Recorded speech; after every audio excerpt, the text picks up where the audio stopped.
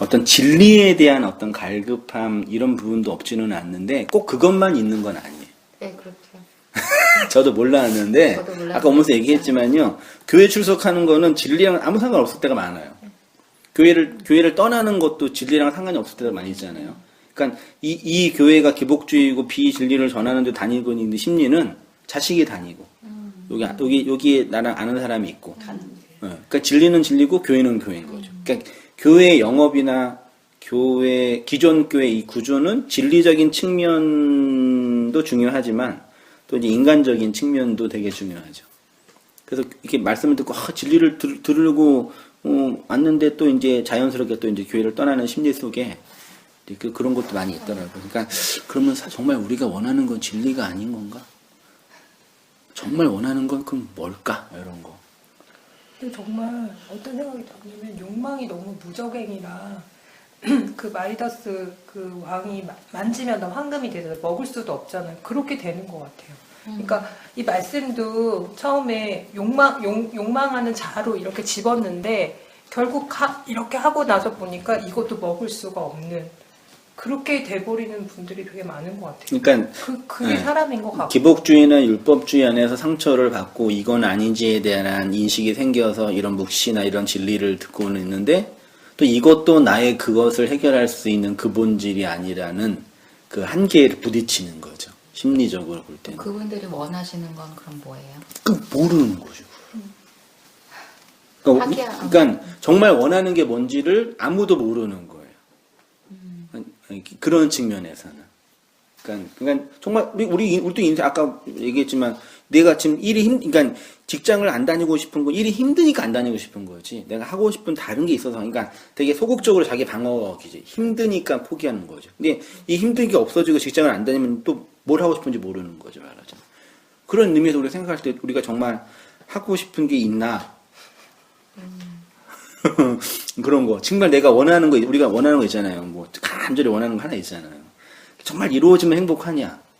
근데 그건 역사적으로 불가능하다라고 하잖아요. 하나 이루어지면 그 이루어진 것 때문에 잠시, 뭐, 결혼하면은 6개월 행복하다 그러면 한 달 행복하다 그러면 집 사면은 1년, 차 사면은 몇 개월에 6개월 되나요?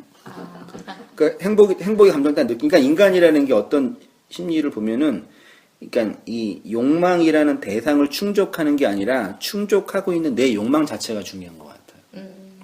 그래서 무적인 것 같아요. 그러니까 사랑을 하는 그 감정이 좋은 네, 거지. 대상이 중요한 게 아니라 내가 누군가를 그러니까 그게 아이돌이나 그 연예인들 좋아하는 심리가 그렇죠. 그 대상이 중요한 게 아니라 내가 그 대상을 이렇게 욕망하고 사랑하고 있다라는 그거 자체가 결국 나죠. 꽃 보고 즐거워하는 그래서 이유도. 더 막 미화시키고. 그러니까 사실 꽃 보면은 걔네가 그 행복한 건 아니죠. 한 일주일 살다가 떨어져가지고 죽어서 열매를 내야 되는 산고의 고통을 해야 되는 고통 속에 있는 애인데 우리는 그걸 보면서 즐거워하고. 그렇죠. 사실 저는 강아지나 애완동물을 집에서 키우거나 사람과 같이 살고 있는 거는 강아지에게는 행복하지 않은 것 같아요. 강아지가 개처럼 사는 게 저는요. 그래서 사람과 살면서 중성화 수술을 해야 되죠. 요즘은 목 수술하지. 그리고 맨날 뭐 이제 걔가 행복할까? 그리고 먹고 싶은 것도 사람 먹는 거는 못 먹게 하고 내가 다 줬어. 개 사료만 먹어야 된다고. 그러니까 물론 주인 입장에서는 걔가 사랑스러워서 하는 거지만 진짜 걔가 원하는 거 진짜 그걸까? 라는 측면에서는 걔는 안 좋아할 것 같거든요. 그런 거 볼 때 인간은 뭐 종교든 관계든 내 욕망을 충족할 어떤 대상을 이렇게 추구하며 가는데 여기 안에서 이제 하나님의 말씀이 내 욕망을 삭제하지는 못하지만 그 진리로 재해석해서 의미화하는 작업에서 안식과 자유가 주어진다고 보여지고 또 용서가 주어진다고 그러니까 쉽게 결론을 말씀드리면 그런 분들은 엄밀한 의미에서 용서를 했지만 용서의 내용, 용서가 되어지는 측면에서는 이제 좀 의문인 거죠. 그렇죠. 그러니까 용서가 해결이 안 되는 지난번에도 말씀드렸지만 용서할 수 없는 내가 용서를 받은 나가 있어야 되는데 용서받은 내가 없는 상태. 그치? 용서받은 내가 없는 거죠. 네. 용서할 건덕지도 없다고. 우리 어머님 표현이 자주 그러셨어요. 이게 그러니까 그 1만 달란트 상감받은 자가 백테라니온 용서 못하는 거지. 감옥에 가서 그렇지. 그러니까 그런 부분. 뚜려 맞아. 그러고요. 저희 이제 진도는요. 예, 네. 요한복음 그 14장 1절부터요. 4절까지 오늘 본문이고요. 진도 전체를 위해서 11절까지 한번 한 목소리 읽어보겠습니다. 시작. 너희는 마음에 근심하지 말라. 하나님을 믿으니 또 나를 믿으라. 내 아버지 집에 거할 곳이 많도다. 그렇지 않으면 너희에게 이르렀으리라. 내가 너희를 위하여 거처를 예비하러 가노니 가서 너희를 위하여 거처를 예비하면 내가 다시 와서 너희를 내게로 영접하여 나 있는 곳에 너희도 있게 하리라.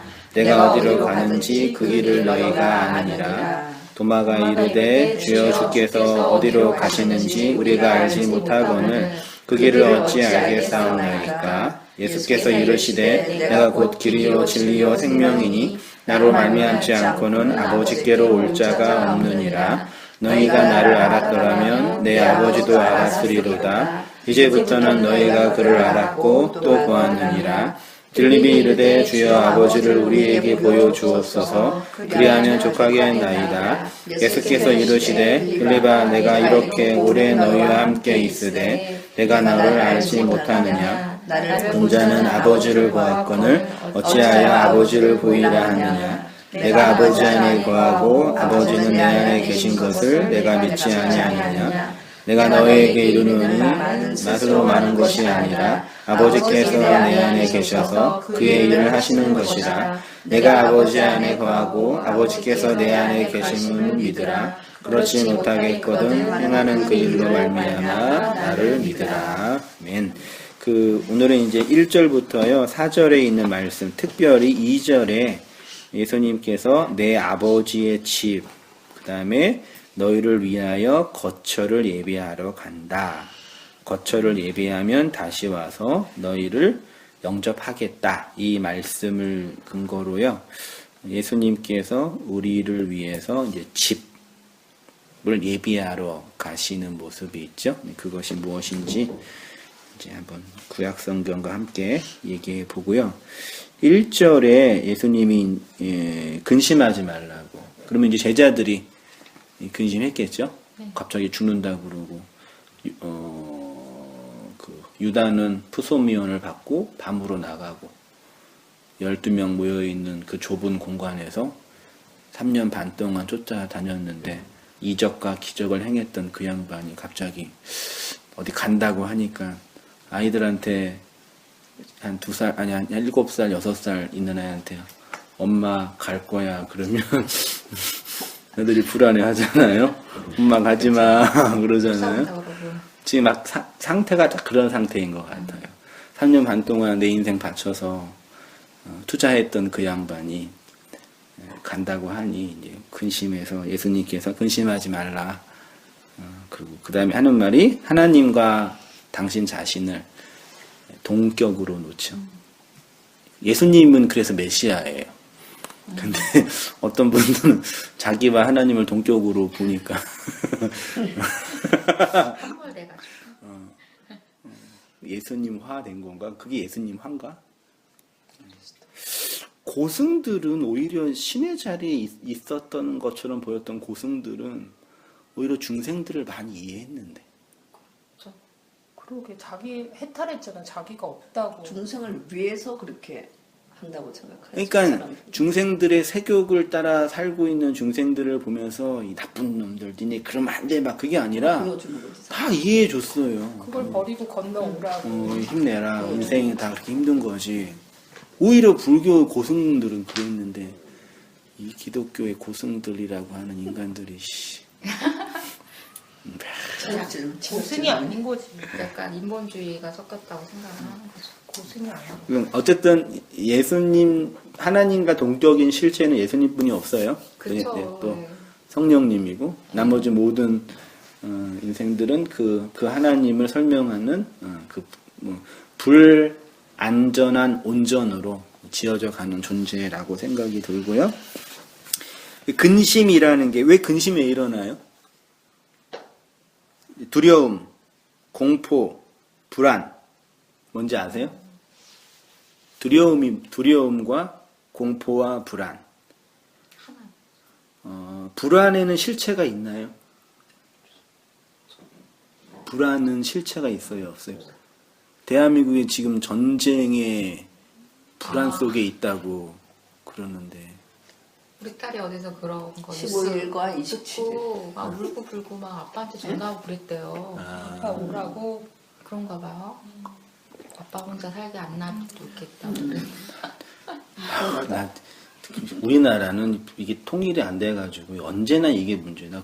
나 군대 90 지금 이제 또 대선 가까우니까 더 90 그런 거 아니에요? 98년 7년도에 군대 가는데 그때 한번 연평해전인가 얘가 있었을 때 그 일어나서 진짜 그때 군대 비상 났어요. 그래서 가는구나 죽었다.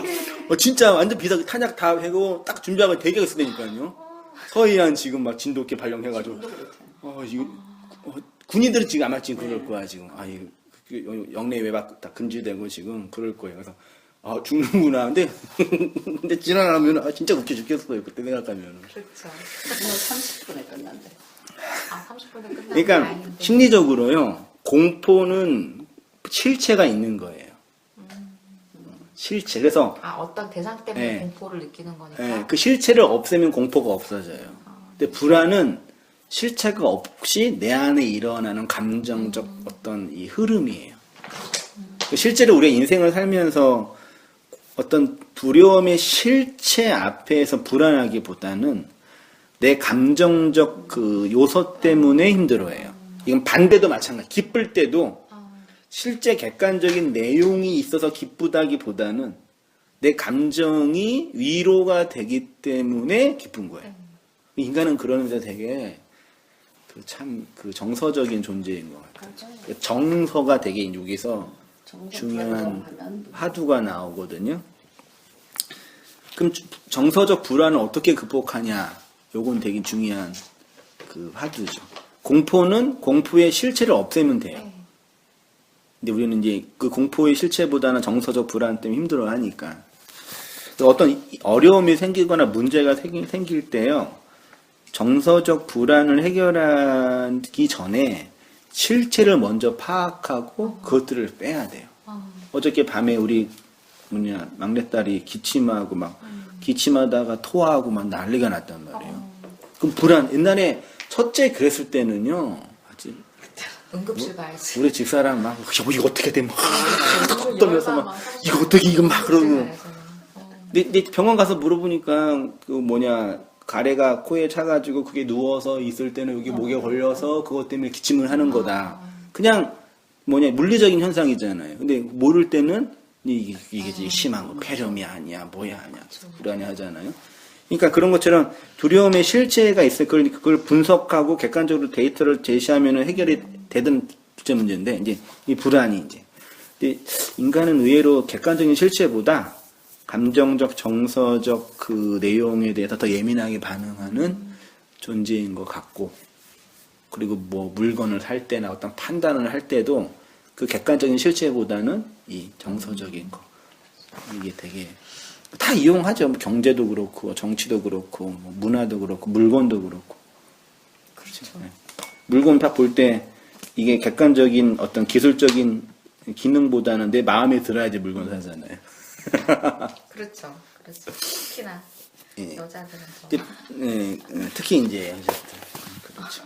그러니까 대한민국은 좀 슬프지만 대한민국이 아주 급속도로 신모계 사회가 되고 있어요. 모계 중심의 사회가 되고. 처음에 우리나라가 원시 때 모계 사회였지. 결혼해서 친가에 시집에 가까이 있어요. 외가에 가까이 있어요. 외가에 가까이. 왜요? 아이를 낳고 아이를 봐줄 수 있는 건 외가 쪽이 더 편하니까. 남녀가 물건을 살 때 남자의 의견이 강해, 여자의 의견이 강해. 자동차, 집, 옷, 여행 상품, 물건 이게 다 여자가 선택하는 거예요. 집도 그렇고 차도 그래요. 차도 운전은 남편이 많이 하는데도 선택은 여자가 하는 게. 그런가요? 저는 차에 대해서는 잘 어떤 모든 이 세상의 그 물건이 그래서 이 공산품이나 이 생필품이나 그 다음에 사치품들은 다 이렇게 자극적인 거, 성적인 매력. 그래서 광고를 다 이렇게 박보검이나 송중기나 이런 애들에다 갑니다. 훈훈한. 이 세상이 그 우리의 욕망 덩어리들이에요. 그 욕망을 잘 자극하면 돈이 들어오고 공유. 욕망을 하면 이제 그러니까 사모님은 또 공유랑 살라 그러면 못 살 수 있거든요. 그렇죠. 아 살지. 공유의 실체를 보니까 아 그렇지 실체는 모르잖아 지금. 실제는 보기 싫지. 그러니까 그건 환상 속으로 공유라는 봐. 대상이 아니라 내 욕망의 어떤 욕망을 이렇게 그러니까 인간 욕망은요 이렇게 용광로에 이렇게 잘 다루어야 돼 이렇게 잘 다루어서 이걸 갖고 가야지 인생이 편안한데 이게 종교는 이거를 금욕으로 죽이든지 아니면 자본으로 이걸 확장하든지 욕망이 욕망한 많은데 너무 피곤해져. 현대 철학자 중에 이제 들레즈라는 철학자는 인간은 뭐냐 욕망하는 기계들이다. 욕망과 기계를 결합시키는 거예요. 욕망하는 기계들의 움직임들. 그걸 잘 파악하고 그래서 정치적으로, 경제적으로, 문화적으로, 종교적으로 위에 있는 사람들은요 인간 욕망에 대한 이해가 되게 깊어요. 성공한 사람들, 돈 많이 번 사람들, 그걸 잘 자극해야 본인이 올라갈 수 있어요. 성공한 목사들, 잘 과정을 겪었으니까. 그게 뭔지 알아요. 그걸 잘 이렇게 자극하고 해가지고. 그래야지 또 사람도 관리를 잘. 네, 또 이제 두려움이랑 공포랑 조종이요. 또 당근과 채찍을 잘 주면서 이렇게 정치인들 그거 잘 알아. 그렇죠. 아. 조종을 잘. 근데 어쨌든 이제 배도 이제 제자들은 이제 그 의심하고 있는데 의심하고 있을 때 예수님께서 하시는 말씀이 치료책이 뭐냐면 나 믿어라. 뭘 믿냐? 하나님과 내가 하나라는 거. 여기 되게 중요한 내용. 이게 믿음이라는 행위 자체가 중요한 게 아니라 믿음의 내용이 하나님과 내가 하나다. 하나인 걸 믿어라. 니네 어떻게 그거 보고 왔잖냐? 그의 내용이에요. 1페이지 위에요. 근심하다라는 것은 잔잔한 물에 바람이나 어떤 힘에 의해 물이 움직이는 것과 같은 것입니다. 이러한 정서적 변화에서 마음의 근심이 일어나고 이때 예수님이 제자들에게 하시는 말씀은 하나님을 믿으니 나를 믿으라. 원어로 피스튜오 에이스예요. 호데오스 하나님을 향한 믿는 것. 하나님을 향해 믿는 행위, 행동, 피스티오는 동사니까요. 에이스오 데오스고, 카이가 접속사가 있고, 또 에이스가 되어 있죠. 에이스 에고, 나를 향한 믿음이라는 행동. 그렇죠. 그러니까 에이스호 데오스예요. 하나님을 향한 피스티오. 에이스 에고, 데오스 대신에 에고, 나, 예수님 자신. 나를 향한 믿음이 카이라는 접속사로 연결되어 있죠. 같은 거다. 그러니까 지금 너희들에게 필요한 거는 그 하나님과 나를 향한 믿음이 하나로 돼야 된다. 요걸 지금 말씀하고 싶은 거고 제자들은 그게 깨지고 있는 거죠. 예수님이 그 하나님과 하나이라는 게 깨지고 있는 거죠. 그 다음에 근심하는 이유. 제자들이 근심하는 이유는 예수님과 하나님과의 관계와 관련돼 있는데 제자들에게 있어서 가장 큰 문제는 하나님을 향한 믿음과 예수님을 향한 믿음을 하나로 볼 수 없다는 것입니다. 제자들이 모든 것을 버리고 예수를 쫓아간 이유는 그 예수님이 하나님이 보내신 메시아라고 생각했기 때문인데 지금 예수님이 죽는다고 하니까 이러한 그들의 신념이 이제 와르르 무너지는 거죠. 그렇죠. 그리고 그래서 예수님은 하나님을 믿고 나를 이거 계속 반복해요. 이 14장 이후부터 계속 내 안에 거하라, 하나님 안에 거하라. 이 문제를요. 하나님을 믿는 것과 나를 믿는 것이 같은 것이다. 예수님이 말씀하시는 것의 핵심은 나를 믿는 것과 하나님을 믿는 것은 같은 것이다. 나를 보는 것은 하나님을 보는 것이다. 내가 아버지 안에 있고 아버지가 내 안에 있다. 그리고 이것을 믿으라고 하십니다. 예수님이 말씀하시고자 하는 것은 나와 아버지는 하나다. 그럼 하나라는 개념을 뭘로 설명하시냐면 이제 집으로 거처라는 개념으로 설명을 하시는 거예요. 그다음 내 아버지의 집 이거 화면에 한번 읽어주세요. 이렇게 아버지와 예수님이 하나라고 할 수 있는 근거가 하나 있는데 그것이 바로 2절에 있는 내 아버지의 집입니다. 예수님이 가신다고 하는 것도 결국 내 아버지의 집입니다.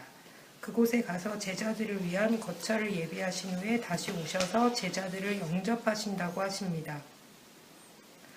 결국 예수님이 이 땅에 오시고 십자가에서 죽으시고 진리의 영으로 다시 오시는 이유는 그의 제자들을 아버지의 집으로 인도하기 위함입니다. 예수님이 준비하러 가신 아버지의 집에는 집주인인 아버지와 아들인 예수 그리고 예수로 말미암아 그 집에 들어간 제자들이 있게 되는 것입니다. 예, 공간 복음에서 예수님이 말씀하시는 천국은 호 바실레이아 호 우라노스라고 해서 그 하늘들의 그 나라, 하늘이 된 성도를 향한 하나님의 다스림, 그러니까 하늘들, 진리를 담은 자에게 있는 호 바실레이아, 하나님의 다스림이 천국의 개념, 예수님이 말씀하신 특히 마테마가 누가 공간복음에서는요. 근데 요한복음에서 천국은 그 바실레이아 우라노스랑 조금 다른데 그걸 아버지의 집으로 이제 천국은 아버지의 집이죠. 예. 근데 이제 복음서의 개념은 좀 다르게 나타났어요. 그 아버지의 집은 이제 그 아버지의 집이니까 누가 있어야 돼요? 아버지, 아들. 그렇죠? 이 두 가지 이제 나왔죠. 그래서 이렇게 아버지의 집이 완성되기 위해서는 아버지와 아들과 성령이 계셔야 되는데 요한복음에서 성령은 아버지에게서 나오고 아들에게서 나온다. 이거 가지고 성령이 어디에서 나오냐? 필리오케오라는 그 신학 교리인데요. 하나님 성부에게서 나오고 성자에게서 나온다라는 개념이 서방 기독교의 개념이에요. 동방 기독교 1세기경에 왜 나누어, 물론 정치적인 이유도 있긴 10세기경에 왜 나누어. 동방 기독교는 성령은 아버지에게서만 나온다라고 하고 아들에게서 나오지 않는다고 했어요. 그래서 이 두 가지 가지고 최초로 교회가 분리된 거예요. 그래서 동방 종교는 그 기독론 중심의 신학이 이제 약화됐죠. 그래서 지금 러시아 종교 같은 그런 데가 이제 그 전에는 삼위일체라는 게 없었어요? 있었죠. 아고스티누스가 5세기경에 정리났으니까. 근데 왜 그게 왜 나눠져서 삼위일체는 그러니까 성령, 그래서 이제 그게 거기에서 문제가 돼서 이제 두 개가 나누니까 성령의 근원이 뭐냐? 어디에서 왔냐라고 할 때 하나님이 보냈냐? 하나님과 예수가 보냈냐? 이 측면에서 이제 나누어진 근데 거죠. 어차피 하나인데 이제 예수님하고 하나님 하나로 본다면 그렇지 않은데 다르게 본다면 다르게 신학적으로 이렇게 나누어진 거예요, 이렇게. 그래서 이제 그 신학은 동방보다는 이제 서방에 좀 더 발전해 갔죠. 삼위일체 중심으로 근거해서. 그래서 기독교 신앙이 발전한 거는 어느 순간 만들어진 게 아니라 교회가 발전해 가면서 맨 처음에 그냥 교회가 딱 됐잖아요. 그러니까 맨 처음에 교회는 예루살렘 교회였잖아요. 예루살렘 교회의 90%는 유대인들이었어요. 구약 종교를 가지고 있는 사람들이었기 때문에 구약 종교의 하나님은 야훼 중심의 삼위일체가 아니라 유일신. 하나님은 한 분이라는 분에 갑자기 예수님이 와가지고 자기가 하나님이라고 그러니까 그러면 구약의 야훼와 이 예수와 어떤 관계인지 이걸 고민하는 거예요. 그래서 그런 고민 속에서 이제 삼위일체 교리가 딱 만들어진 거예요. 교리는 역사를 통해 만들어져요. 그 맨 처음에 만들어진 게 삼위일체 교리가 딱 형성이 되고 그 다음에 이제 우리가 어떻게 구원받냐? 인간의 행위냐? 아니면 종교적인 집행이냐? 그리스도를 믿으냐? 그렇게 가지고 구원론 교리가 만들어지고 거기에서 이제 뭐 이단도 나오고 카톨릭도 나와서 그 다음에 그러면 그렇게 모여있는 교회가 그럼 성도는 어떻게 살지? 그게 교회지. 또 교회론이 나오면서 그 교회랑 국가랑 어떤 관계가 있냐? 옛날에는 중세는 교회가 국가고 국가가 교회였잖아요. 그러니까 교회 권력과 국권력 하나였잖아요. 루터 이후에 이게 나뉘어졌죠. 그 다음에 그러면 이렇게 교회가 우리의 종말을 어떻게 준비하냐? 그러니까 역사를 보면 이렇게 역사마다 이렇게 그 교리적인 변론 과정에서 역사가 움직여진 거예요. 지금은 이제 교회론적인 문제랑 성령론적인 문제랑 종말론적인 문제가 대두되고 있죠. 그런데 그리스 종교나 아르메니아 종교나 거기는 아직도 그 자리에 머물러져 신학적 발전이 안 되죠. 그대로 있는 상태. 왜냐하면 신학적인 한계도 있긴 있지만 또 한 가지는 이제 국가적 틀 안에서 이제 있는 부분이 있기 때문에 그런 어간에 이제 20세기 초에 고고학이 발전하면서 또 그 고대 시대 문서들이 이게 보여지면고 히브리 고대 문서들이 좀 이렇게 해석이 되면서 이런 언어적 접근이 또 철학적으로도 언어 철학의 발전이 왔어요. 그래서 이렇게 언어를 가지고 분석할 수 있는 거지. 고대 시대는 이게 약했단 말이에요. 그런 신학적인 발전 과정에서 교회가 흘러가오는 건데 그 과정을 깽그리 무시하고 그러면 구약 시대 아니면 카톨릭 시대에 있었던 성도들은 그러면 구원 못 받아야 받아요. 그런 이제 한계를 이제 하는 거죠. 그래서 이제 아버지와 아들과 성령의 개념이고, 이 영이 누구에게 임하였냐면 교회에게 임하였다. 그래서 그 요한복음에서는 계속 이제 성령에 관한 이야기가 보세요. 보혜사 곧 아버지께서 내 이름으로 보내실. 보혜사는 아버지가 예수의 이름으로 보내네요. 그 다음에 15장에서는 보혜사 곧 아버지께서 나오시는 아버지께로부터 나오시는 진리의 성령. 16장에서는 그러나 진리의 성령이 오시면 그가 너희를 모든 진리 가운데 인도하시리니 그가 스스로 말하지 않고 오직 들은 것을 말하며 장래일. 그다음 이 말씀을 하시고 숨을 내쉬고 이르시되 성령 받으라. 숨과 성령이 관계가 많죠. 히브리어의 해라는 단어인데 울타리 그런 뜻도 있고 그다음에 호흡, 하야, 여호와라는 단어 속에 하나님의 호흡이라는 그 단어적 의미가 있대요. 성령과 교회는 우리 집사님, 왕집사님 읽어주셔요. 신약 성경이 말하는 성령이라는 개념은 반드시 보낸 주체와 받은 객체로 설명됩니다. 쉽게 말해서 영은 말이고 말은 그 말을 하는 존재와 분리될 수 없으므로 성령은 그 영을 받은 교회와 분리되어 존재할 수 없습니다. 영이라는 개념 안에 그 영을 받은 교회가 이미 포함되어 있습니다. 이건 마치 목사라는 개념 안에 목사로 불러주는 성도가 있고 어머니라는 단어 안에 어머니로 불러주는 자식이 있는 것과 같은 이치입니다. 성령은 교회로 말미암아 불리는 하나님의 이름이라 할 수 있습니다. 하나님의 영이라는 이름 안에 그 영을 받은 교회가 전제되어 있습니다. 네, 이 개념 이제 이해되시죠? 네, 성령이라는 개념 자체 안에요. 교회라는 공동체가 이미 내포되어 있죠. 목사는 성도가 있는 거죠. 어머니는 자식이 있는 거고요. 성령이라는 특히 요한복음에서 신약 성경에서 이제 성령의 개념 자체 어떤 성도와 분리된 어떤 이게 홀령이 아니라 그러니까 이미 그 안에는 교회라는 공동체성이 내포되어 있는 거죠. 그렇죠. 성령을 받으라라고 하신 거는 성령을 받을 대상이 네. 존재해야. 지금 하나님의 신적인 능력이 없다라는 개념이 아니라 성령이라는 그 삼위에서 세 번째 위격의 하나님으로서의 그 개념은 이 교회라는 공동체성과 우리는 이걸 분리해 놨고 어떤 능력이네, 어떤 실체, 어떤 힘의 근원이네 정도로만 해석하고 있는 게 그래서 성령과 교회는 분리될 수가 없어요. 성령론, 신학의 성령론, 교회론 이건 하나로 사실 봐야 돼요. 그러니까 그 신학이 7개 분과가 있거든요. 신학이 7개 분과가 있어요. 첫 번째가 성경론이고, 그 다음에 신론, 그 다음에 인간론, 기독론, 구원론, 교회론, 종말론이거든요. 근데 그 교회론, 구원론과 구원론을 한편으로 성령론이라 그래요. 그러니까 성령이 우리에게 임해서 성도의 구원을 실행하는 차원. 그렇게 실행되는 실체나 인간들을 이제 교회라고 표현을 하는 거죠. 그럼 여기서 보면 그래서 이게 되게 좀 중요한 것 같은데 보통 그럼 성령이랑 교회를 하나로 보신다고 지금 말씀하셨잖아요.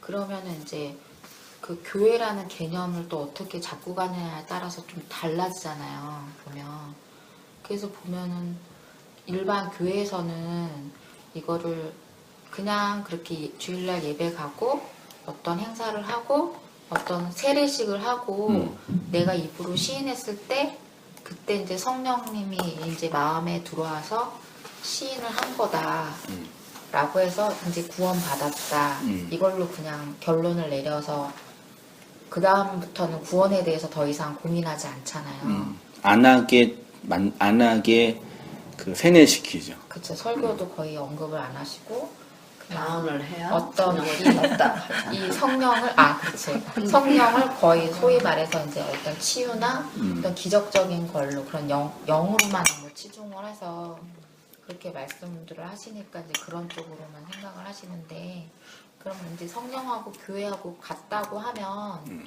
과연 이제 이 성령을 받은 자가 그럼 교회지, 이게 지금 세상에 다 널려 있는 교회가 다 건물을 아닌 거잖아요. 그쵸. 그러면은 이제 이 성령을 받은 자로만 교회라고 불릴 수가 있는데, 그럼 그리스도의 신부된 이 교회를 그럼 이제 이 진리적인 측면이나 어떤 거듭남의 차원에서 어떻게 알 수 있는지 본인이나 어쨌든 이제 목사님이 이렇게 성도들을 이렇게 봤을 때 구분을 어떻게 해야 하는지. 그래서 방언을 시켰잖아. 아니, 방언을 받았다 그러고 그러니까 진리적인 측면에서의 구분은 이게 되게 어려운 것 같아요. 그치, 해석적인 측면이랑 해석의 측면이랑 뭐라 그럴까요?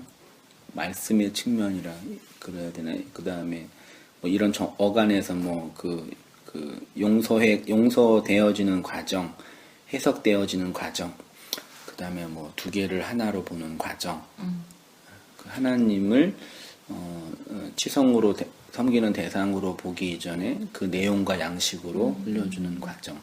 그럼 이 말씀을 진리적 차원으로 받아들여주시면 성령이 나와 근데 이게 머리로도 하나가 있다. 이해할 수 있거든요. 그러니까 이렇게 생각. 그런 건 매우 복잡하고 어렵고 만만치 않죠. 사실 제 경험으로는 거의 불가능하지 않을까 생각이 들어요. 그러니까 이제 겉으로 보여지는 모습으로 저 사람이 교회가 됐다 안 됐다는 그건 것도 모르는 되게 거죠. 어렵죠. 네. 다만 이제 우리 현실 안에서 나랑 같은 말을 하냐, 다른 말을 하냐, 같은 공동체에 속할 수 있냐 없냐로 어느 정도 그 구원과 비질리는 둘째 문제고 어느 정도 구분은 가능하겠지만 나랑 다른 말을 했기 때문에 이 사람이 비질리다. 그쵸. 그건 좀 부담이 되고 왜냐면 저도 모르는 게 얼마든지 있으니까요. 네. 그런 건 그냥 캐스천 마크로 맡겨놓고 왜냐면 근데 이런 이론을 이렇게 쭉 그냥 나열을 하거나 이렇게 하면 밖에는 이제 그 교회 그냥 일반 뭐 이렇게 봐시는 분들도 우리 얘기 다 한다고 생각하시면서 이렇게 보시는 측면이 있잖아요. 그냥 교회 우리지, 우리 교회 다니는 우리지. 그러니까 그 건물교회를 교회라고 생각하시는 분들이 대부분이니까 이런 부분들을 명확하게 좀 이렇게 쉽게 전달하거나 구분하는 게 되게 중요하겠더라고요. 저번에 맞아요. 목사님이 강남 모임에서 판이 바뀌어야 된다고 말씀하신 것처럼 사실 판이 바뀐다는 말도 굉장히 좀 어떤 면은 굉장히 안 된 분들은 추상적으로밖에는 안 들리는 얘기잖아요. 판이 바뀐다는 거는 그게 이제 신학적으로는 거듭남이라고 할 수도 있는데 그게 참 어떻게 보면 판이 바뀐다 그렇게 한다 그러는 거를 내 쪽에서 뭔가를 또 해서 그렇게 돼야 된다고 할 수 있지. 한 게 아니라 되어진 거. 그러니까 그렇게 또 생각하면 어려워지는 거지.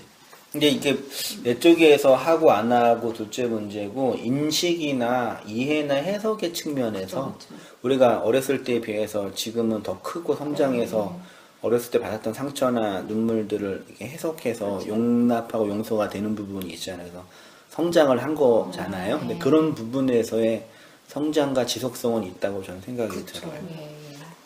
그 정도의 어떤 개별적인 몇 개의 항목들을 좀 보면서 판단과 분별은 가능하다고 보여지고 또 한 가지는 이제 그러니까 구원 자체는 개별적인 게 아니라 공동체적이기 때문에 공동체성의 지향점이 있다고 저는 생각이 들어요. 그 공동체성이라 하면 교회로 모여서 같이 예배를 하고 종교 행사하는 차원이 아니라 나와 타자와의 관계 안에서 그 타자를 향한 이제 이 진리적인 측면에서의 섬김과 배려와 확장과 가르침과 나눔, 소통, 뭐 말하자면요.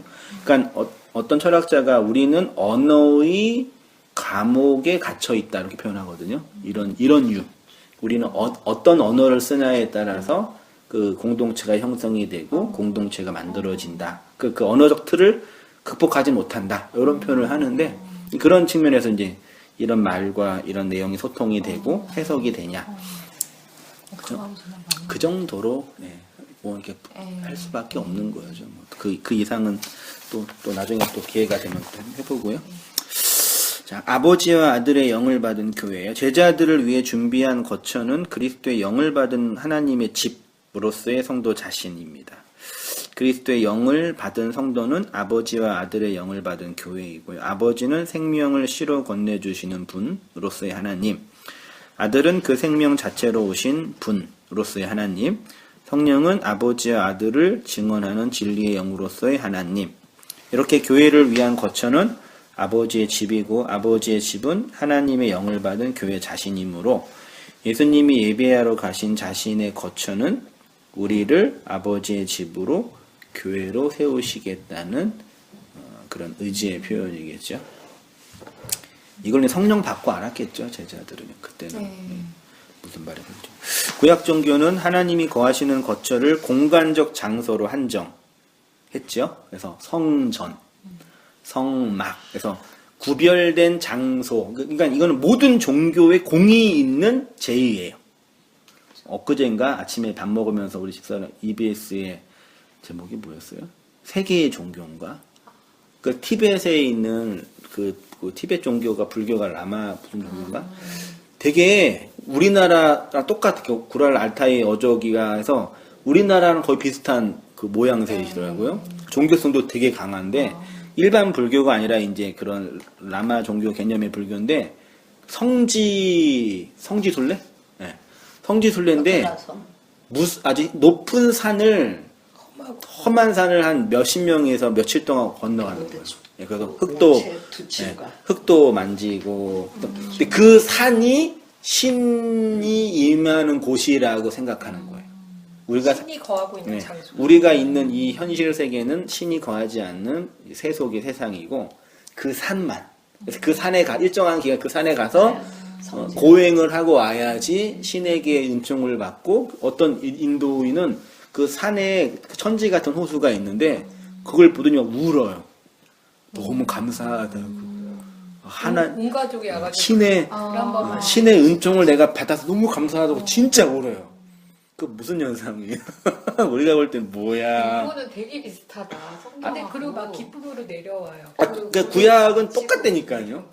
예수님도 산에 올라가서 그 6월절, 무교절, 맥추절, 수장절 다 절기에 산에 올라가서 어디 가서 바치고 여기만 거룩한 거니까 그러니까 구약 종교에서는 구별된 그것이에요.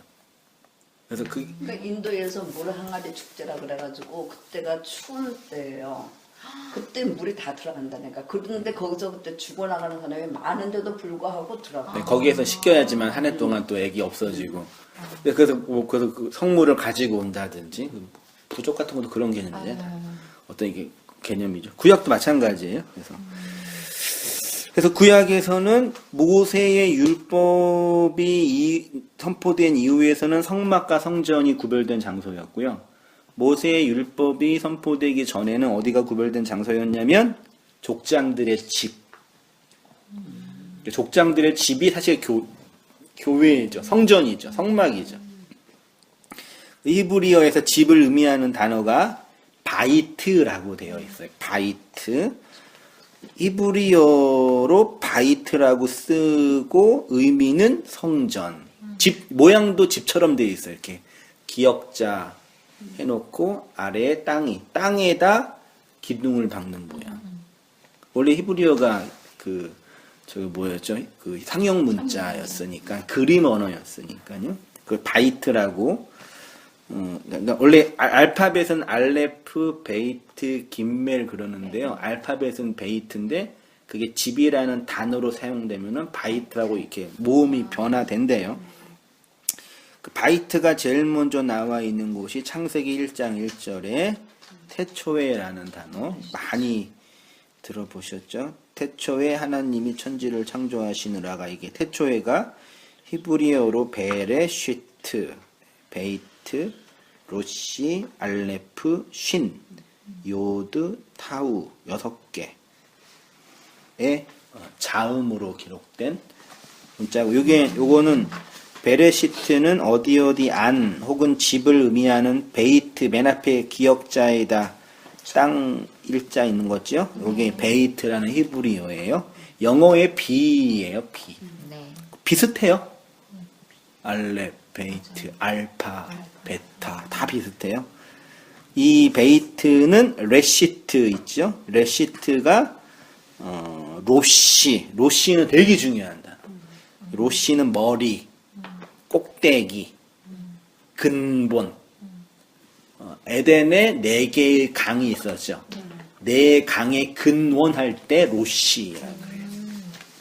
그리고 노아의 방주 때 산이 보였다 그랬죠. 물이 내려갈 때. 그 산 머리를 로시라고. 물이 내려간 부분이요. 그러니까 태초에라는 베레시트가 의미하는 것은 하나님께서 머리, 로시로 베이트, 성전, 집을 타우, 십자가로 짓는다. 제가 옛날에 한 2년 전인가 때 히브리어 속에 숨겨진 복음이나 언어로 읽는 뭐 성경 해가지고 그때 강의하고 설교 쓴 게 몇 개 있거든요. 책 몇 개 보면서 이렇게 히브리어 보냈던 거.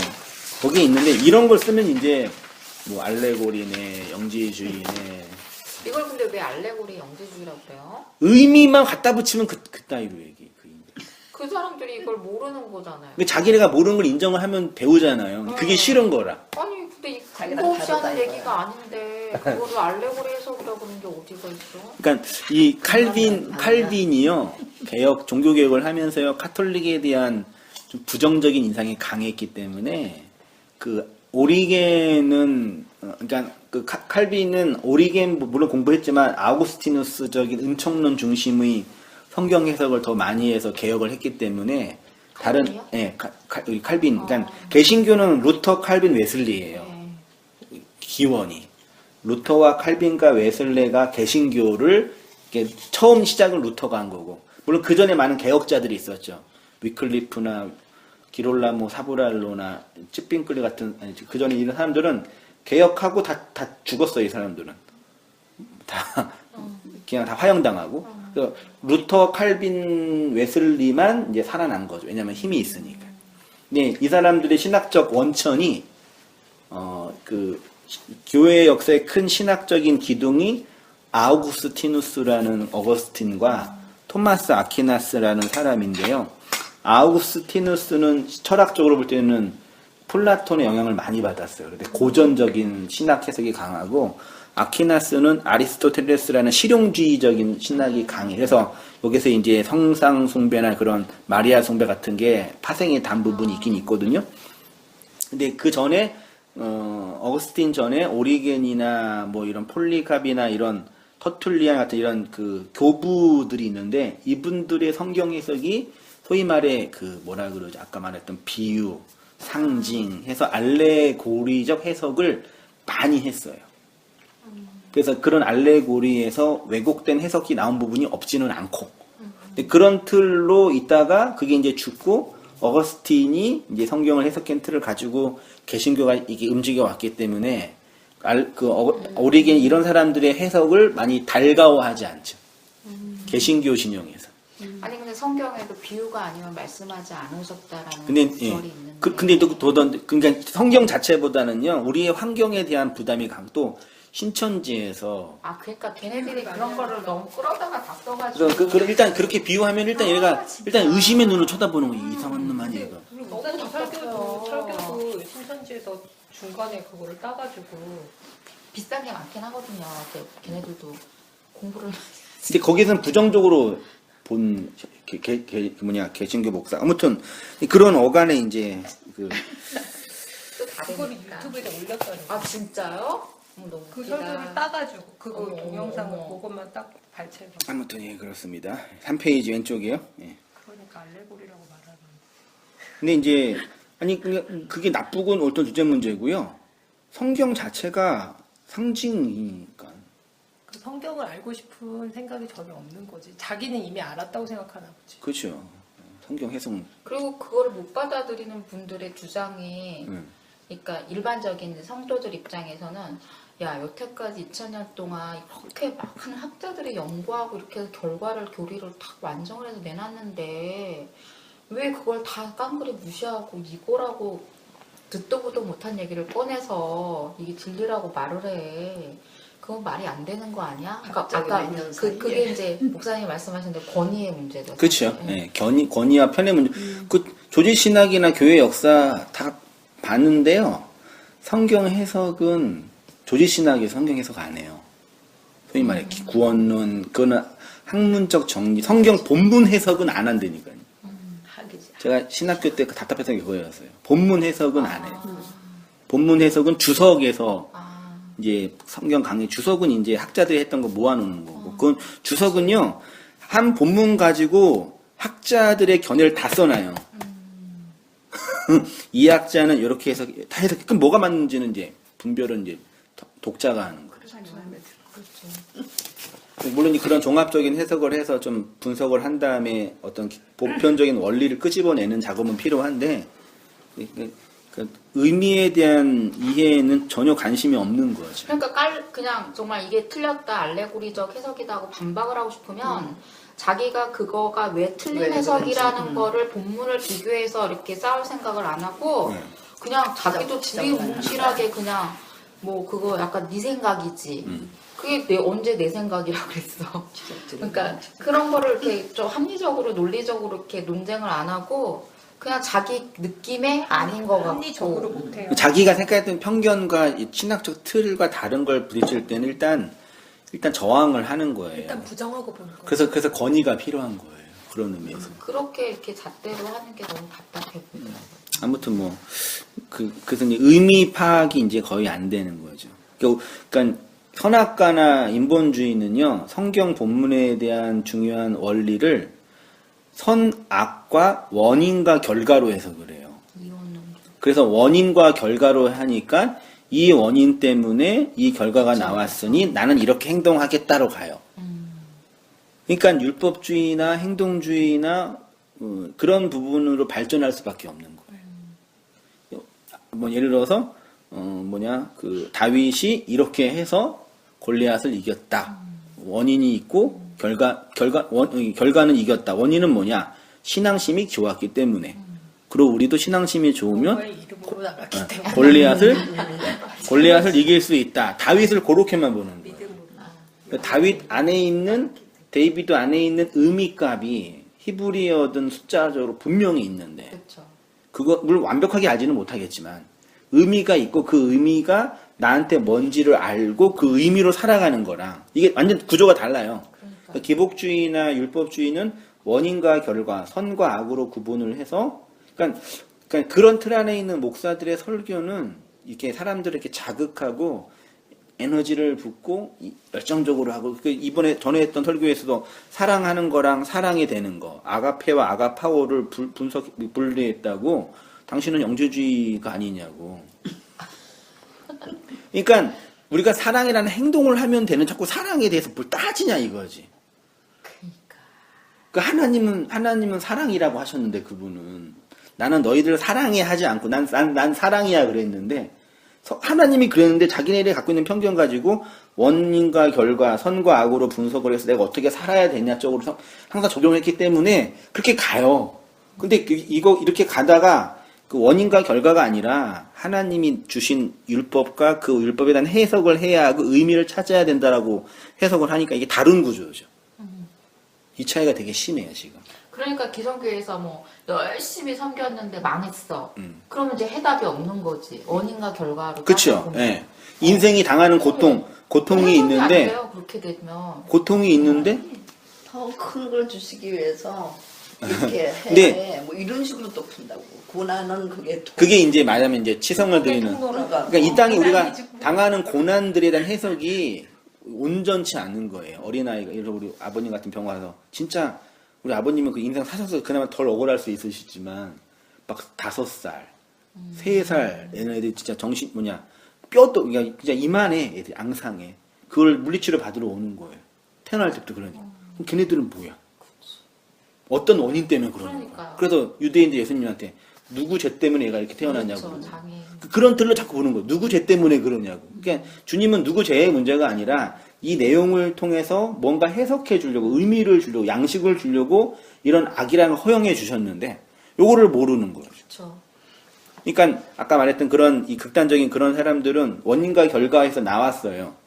의미를 찾아요. 근데 그 의미가 내 안의 양식으로서 사람들에게 주는 어떤 양식으로서의 진리가 아니라 그 원인과 결과에서 나온 그 의미값 자체에만 목표가 있는.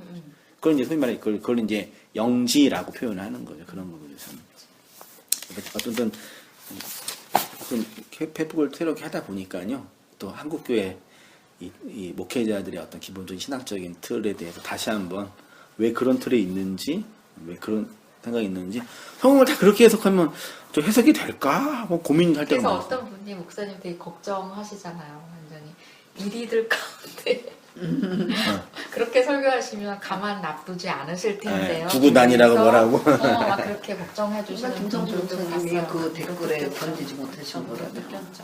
너희를 정말 이리 가운데 넣는 그 심정. 김성선 목사님은 교회를 크게 한 게 큰 잘못이에요. 그렇게 하지 말았어야지. 세상이 뭔지 모르는 거지. 또 공격 받으시는 것처럼 복잡한. 왜요? 아니 조그맣게 자기들끼리 모여가지고 하면 뭐가 뭘 할 수가 없어요. 아니 그때 본인이 크게 하고 싶어서 크게 된 게 아니잖아. 그렇지. 아니 그 본인 조정할 수 있는 거야 충분히. 아 그렇긴 하지. 분리개척시키. 그 왜 조정을 못해? 자기 하고 싶은 욕심이 있어 하는 거지. 그때 이기로는 욕심이 없다고 해요. 아니 뭘 이렇게 크게 하려면 자기 안에 그 비전과 욕심이 없이는 안 돼요. 내가 해봐서 알아요.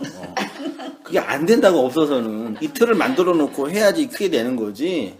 이게 안 되면은 뭐 자기 욕심이 들어가는 건 당연히. 주변에서 그거를 막 이렇게 부추길 수도 그쵸. 있잖아요. 더 그래지. 사람이 모이는데 어떻게 할까? 상황이 되니까. 그렇죠. 아니 그러니까 일반적인 기복주의 설교를 했으면 상관이 없다니까요. 그렇지. 그렇지. 그냥 일반적인 교점해서 교회 크게 하면 상관이 없는데 특별한 얘기를 한다면 좀 잘해야죠 조정적으로. 그러면서 김건 목사가 잘하고 있는데 지혜롭게.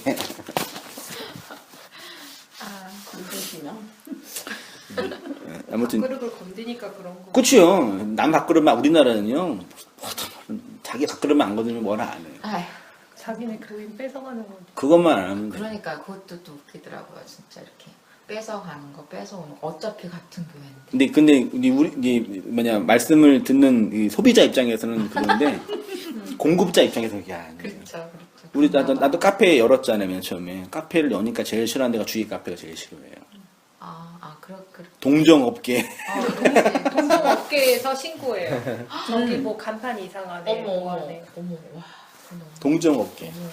상도가 없는 거 아니에요? 그거는 너무 상도덕이 없는 지금 거 아니에요? 워낙 힘드니까요. 카페가 생기고 뭐 1년 있다가 문 닫고. 그러니까 이 자영업은요. 제가 보니까요. 하나 생기잖아요.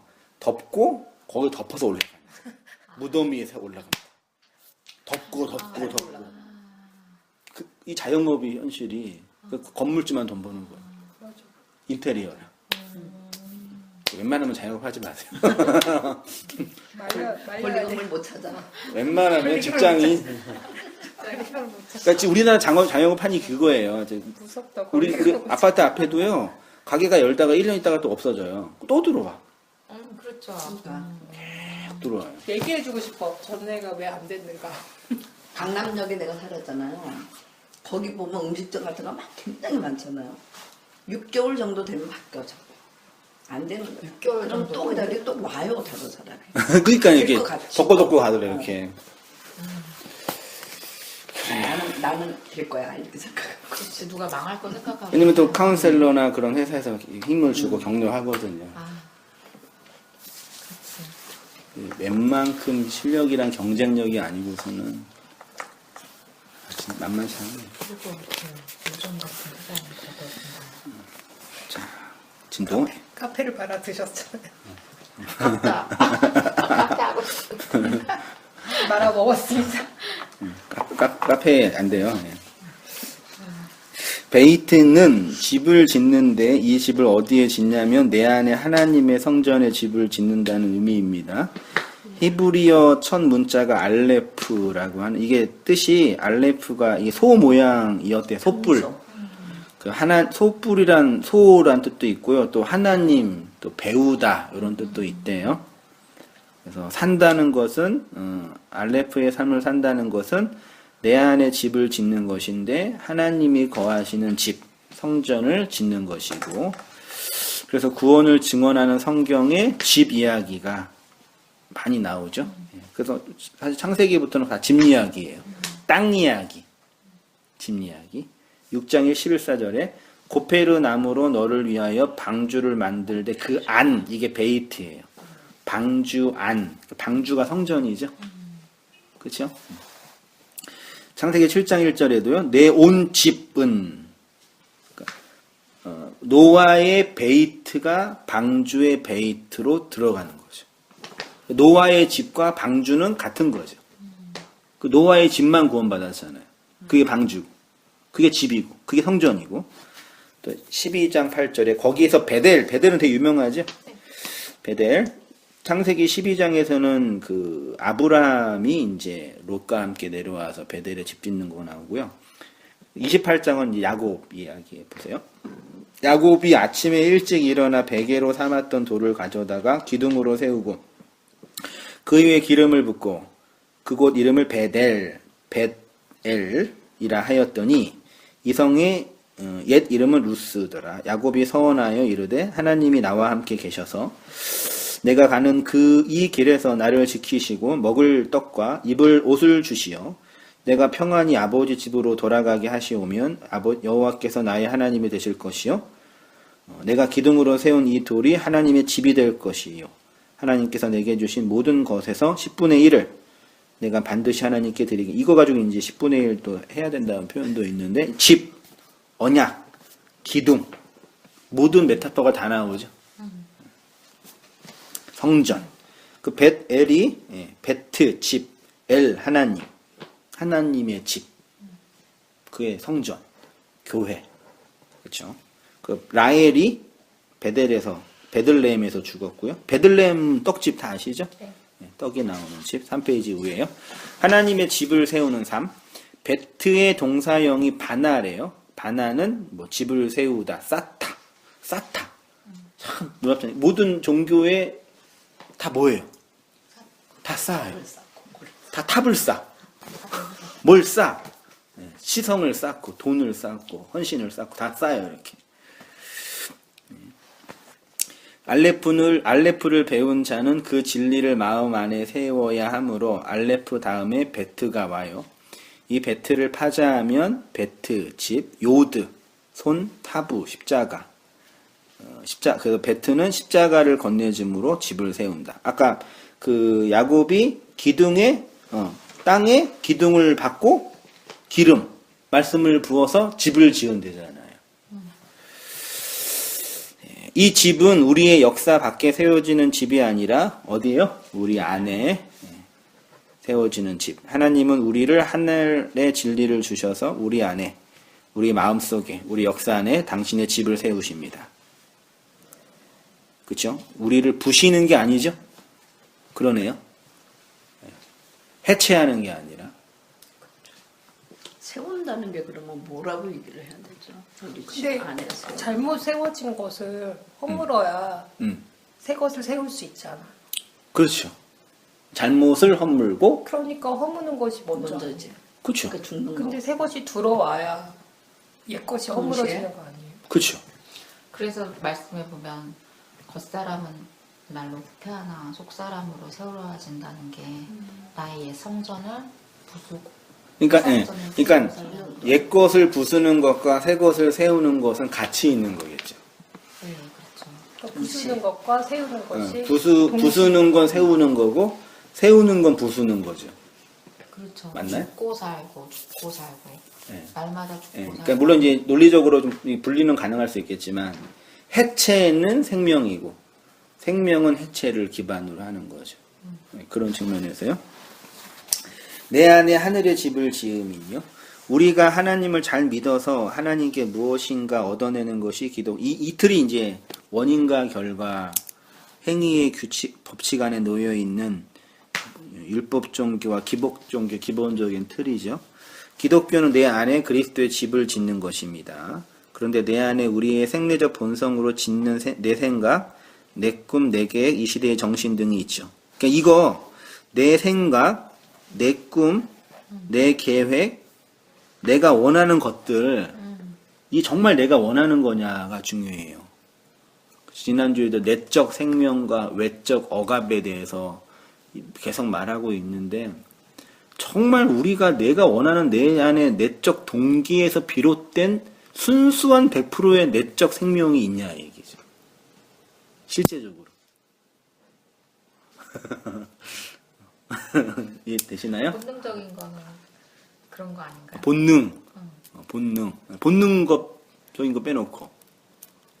본능적인 거 빼놓고는 그러니까 외부에서 영향을 준 것에 의해서 내면적 생명이 흘러온, 물론 이제 저희 설교의 방향은 외부에서 들어온 하나님의 진리 율법이 나의 생명이 돼야 된다, 그런 측면을 얘기한 건데, 우리 일상에서 종교나 말씀 생활에서 정말 내 안에서 비롯된 그 생명이, 그러니까 원래 근본부터 우리 안에서 비롯된 우리 안의 것은 원래 없었죠. 그 인정해야죠. 그렇죠. 외부에서 들어오는 거죠. 들어왔는데 그게 나의 생명이 되어야 된다는 측면. 억압이 아니라. 그쵸. 말하고 싶은 거는요. 그쵸.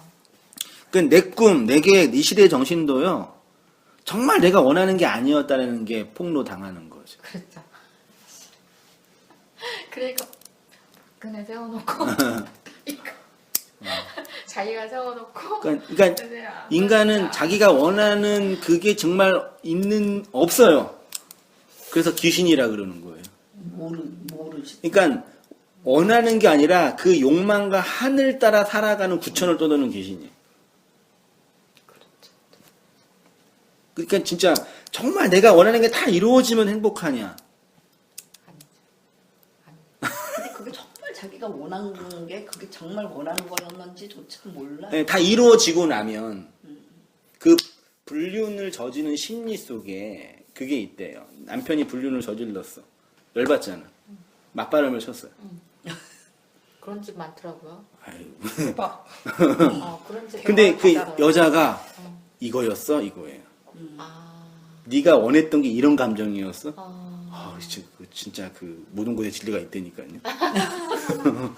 그러니까 남편이 그러니까 그 나를 미워하고 더 예쁜 여자한테 갔다라는 그 자괴감, 그렇죠? 그 나를 부인하고 나를 인정하지 않던 그 자괴감 때문에 화가 났는데 막상 다른 남자랑 해보니까 별거 아니라는 얘기죠.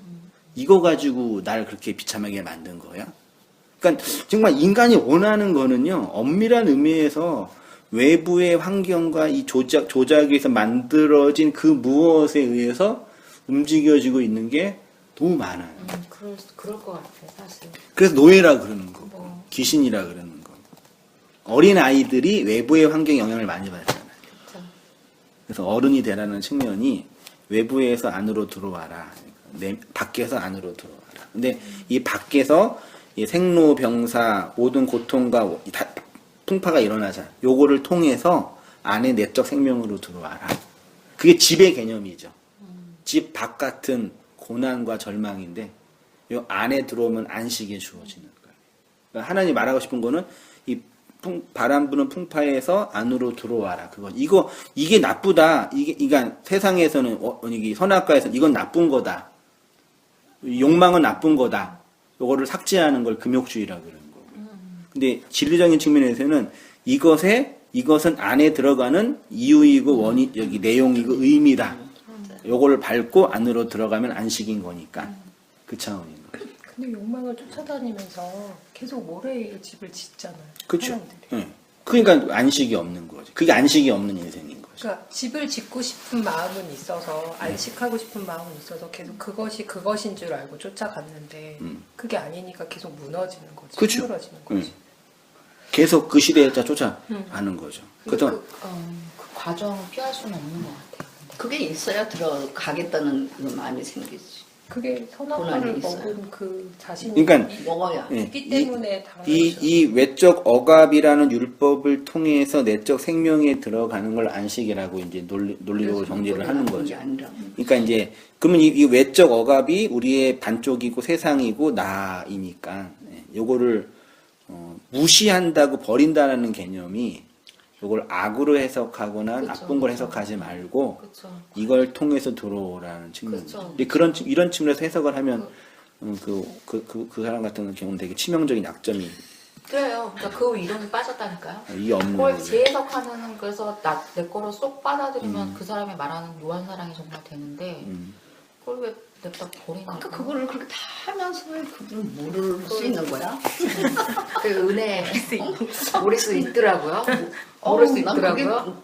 전혀 그런 말을 하니까 그건 아니지. 왜? 근데 그 차원은 지난번에도 말씀드렸지만 목사님처럼 그거를 깨야 되는 입장에서 그렇게 말할 수 있는 거고 본인이 모르니까 못 본인은 깨는 이제 거지. 본인 혼자는 또 누리기도 하잖아요. 그분은. 누리는 거야. 그러니까 인간은 어떤 방식으로도요 자기를 합리화하고 싶은 사람 존재예요. 맞아. 그거. 그 용, 내 오름을 증명하고 네. 싶은 그걸 죽이는 게 자기가 죽는 거거든요. 그렇죠. 내가 안 죽었다, 맞아. 내가 옳다라는 나는 옳다라는 그거를 죽는 게 진짜 죽는 건데 끝까지 그게 마지막 하나죠. 다른 건 다 버리고 그거를 이제 포기 못 하는 거죠. 지금 다 힘들어.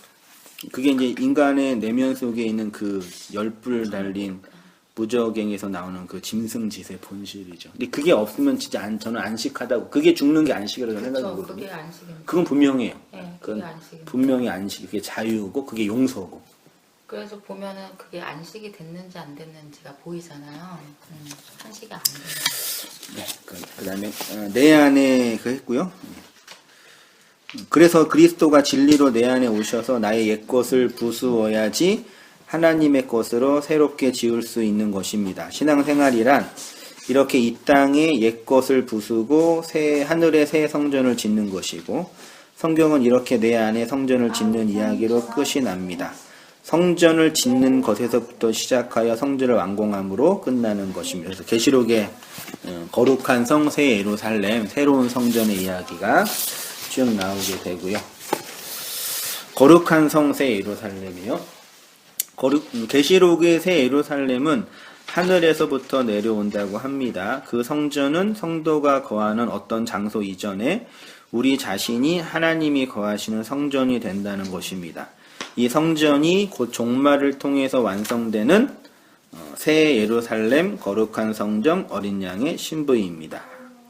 히브리어에 아부라는 단어가 있는데 아부는 아버지입니다. 알렙이랑 베이트요. 알렙과 베이트가 만나면 아버지가 됩니다.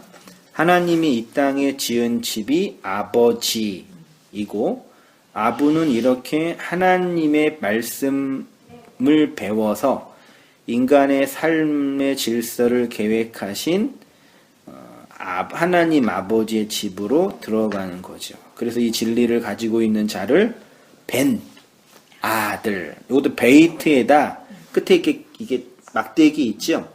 이게 눈이라는 단어인데 이게 규정하다 혹은 딱 박다 그런 측면이에요. 그래서 집의 안에 있는 존재 그걸 아들이라고 표현해요. 벤허 허 유다 베너 그랬잖아요. 유다의 아들 이렇게 유다의 아들 허 그 진리를 다른 이에게 전하여 낫게 하는 자를 아버지라고 하고 이렇게 된 게 베이트인데 이렇게 기둥을 세운 거라고요?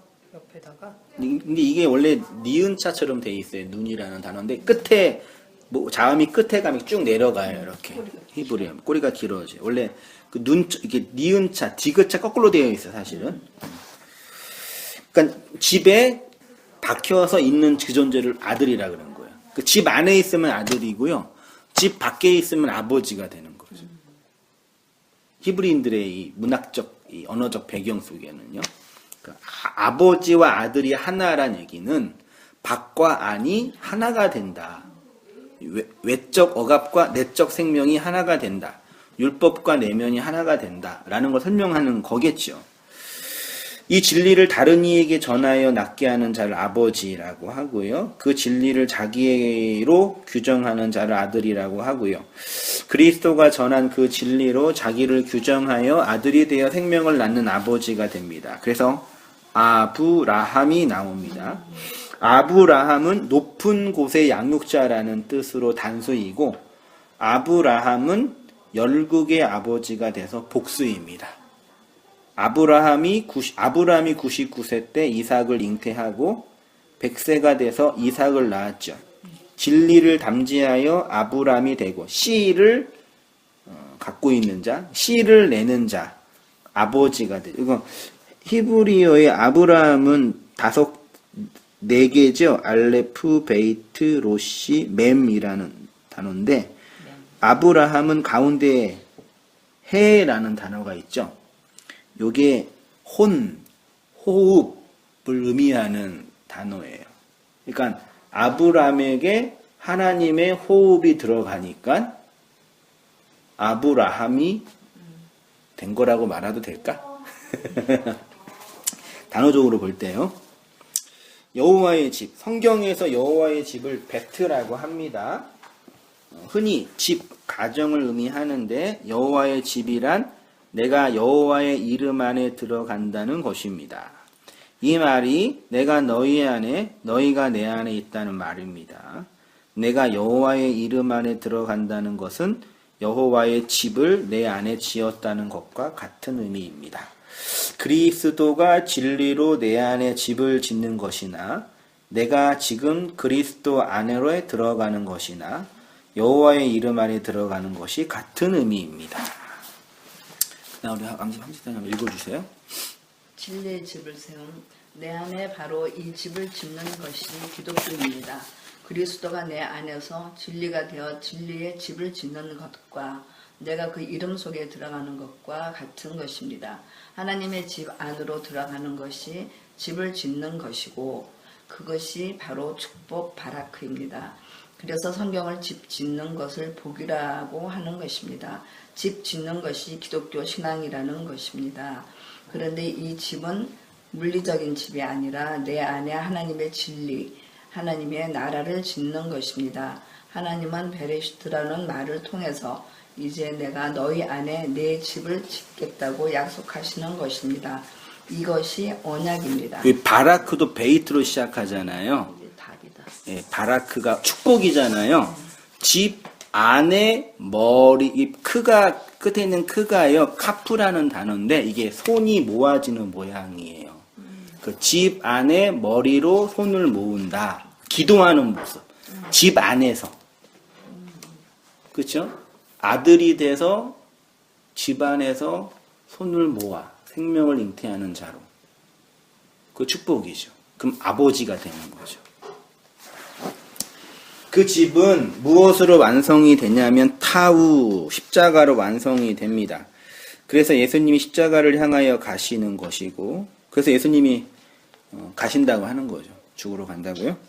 시인의 고백을 들어보시기 바랍니다. 이들이 여호와의 집을 사모했다는 것이 어떤 의미인지 아시겠지요. 우리가 이렇게 복받은 자로 하나님의 집으로 지어져 밖과 안이 하나로 율법의 밖에서 진리의 생명으로 그래서 안식하는 자로 기도하는 자로 기둥이 세워진 자로 시편에 여호와의 집에 들어가겠다 주의 뜰에 들어가겠다 이런 얘기 많이 나와요. 23편 1절 보세요. 여호와는 나의 목자시니 내게 부족함이 없으리로다. 그가 나를 푸른 풀밭에 누이시며 실만한 물가로 인도하시는도다. 내 영혼을 소생시키시고 자기 이름을 위하여 의의 길로 인도하시는도다. 내가 사망의 음침한 골짜기로 다닐지라도 해를 두려워하지 않을 것은 주께서 나와 함께 하심이라. 주의 지팡이와 막대기가 나를 안위하십니다. 주께서 내 원수의 목전에서 내게 상을 차려주시고 기름을 내 머리에 부으셨으니 내 잔이 넘치나이다. 내 평생의 선하심과 인자하심이 반드시 나를 따르니 뭐래요? 내가 여호와의 집. 이게 다윗이 하나님의 집에 거한다는 개념 정도가 아니라요. 하나님이 그렇게 나를 하나님이 거하시는 그 온전한 베이트로 성전으로 완성하게, 그러니까 하나님과 아버지와 아들과 성령으로 완성된 그 집이 내 안에서 완성이 된다. 왜? 내가 성령의 열매이니까요. 됐죠? 그러니까 많이 했네. 끝났습니다.